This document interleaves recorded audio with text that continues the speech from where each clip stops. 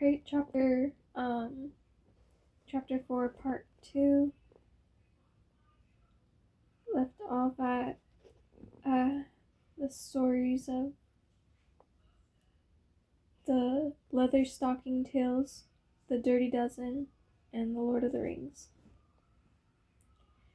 In each story, a disparate group of people are brought together. They may come from different races and classes and may hate one another, but because of some common goal and mission is thrust on them, they become a team, a unit. They rescue each other, push, provoke, and exhort each other, and win through because their common mission turns them into friends, and their differences become their strengths. How does this supernatural friendship that can exist between any two Christians relate to the natural human friendship described by Emerson and Lewis, which is based on the common thread of similar loves and passions? The answer is that they can overlap or coincide. A Christian can become a great friend with a non-Christian who, for example, shares her enthusiasm for an author. They read the author's book and meet to talk enthusiastically and joyfully about what they loved in the books. If the two friends are also, say, young mothers, they then have another basis for friendship, and the friendship can become warm and close despite the lack of common Christian faith. As we have shown, two Christians can have the spiritual friendship described in the one anothering directives of the New Testament. Even if temperamentally and in every other way the two are extremely different and, humanly speaking, incompatible. Perhaps the richest and best relationships, however, are those that combine both the natural and the supernatural elements. Marriage, of course, can add the power of romantic love to the natural and supernatural bond of friendship, and this is what can make marriage the richest of all human relationships. Friendship is a deep oneness that develops as two people speaking the truth and love to each other journey together to the same horizon. Spiritual friendships is the greatest journey of all, because on the horizon is so high and far, yet sure it is nothing less than the day of Jesus Christ, and what we will be like when we finally see him face to face. The Apostle John writes, "Dear friends, now we are children of God, and what we be has not yet been made known. But we know that when Christ appears, we shall be like him, for we shall see him as he is. All who have this hope in him purify themselves just as he is pure." Your spouse as your best friend. When God brought the first man, his spouse, he brought him not just a lover, but the friend that his heart had been seeking. Proverbs 2:17 speaks of one spouse as your alut, a unique word that lexicons define as your special confidant or best friend. In an age where women were often seen as the husband's property, and marriages were mainly business deals and transactions seeking to increase the family's social status and security, it was startling for the Bible to describe a spouse in this way.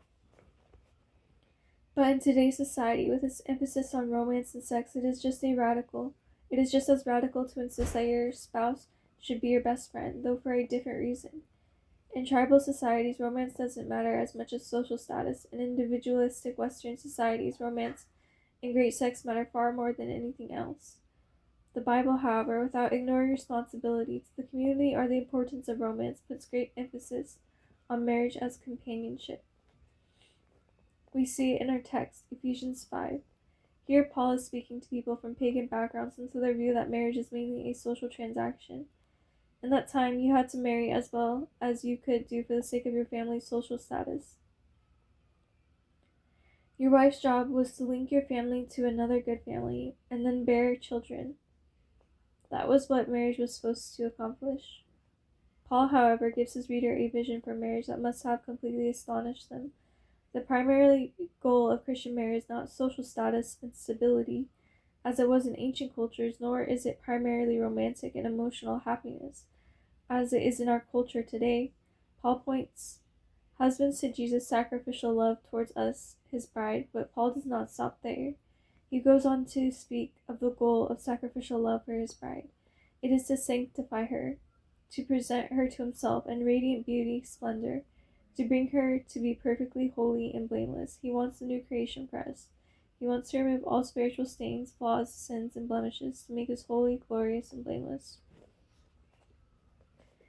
In another place, Paul tells the Christians in Philippi that he who began a good work in you will carry it on to the completion in the day of Christ Jesus. This speaks of the process begun the day we believed in Jesus that had traditionally been named sanctification. Paul is saying we should not think that process will be complete before the end of time. We should never think we can achieve perfection here and now. But he also warns us against losing hope. He will bring the work to completion. Slowly but surely, by the power of the Spirit, we will put on our new self, created to be like God. During this life, as we trust in God and come to know Him, we are being transformed into Christ-likeness from one degree of splendor to the next. Even, or especially, the suffering we experience can make us wiser, deeper, stronger, better. Therefore, we do not lose heart. Though outwardly we are wasting away, yet inwardly we are being renewed day by day. For our light and momentary troubles are achieving for us an eternal glory that far outweighs them all. Therefore we fix our eyes not on what is seen, but what is unseen. How could Paul say to all Christians that the work of the new creation that was begun in us will be brought to completion? Because Jesus is present with us, overseeing the work. He is the ultimate friend who sticks closer than a brother. He will never let us down.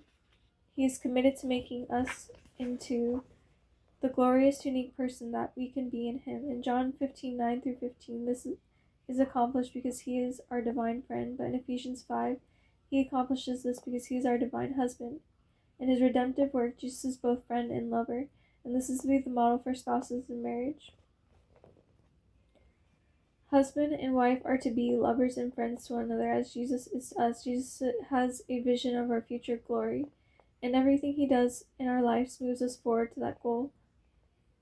Ephesians 5:28 directly links the purpose of every marriage to the purpose of ultimate marriage. In this same way, husbands ought to love their wives. And how could it be otherwise if any two unrelated Christians are to provoke each other toward love and goodness?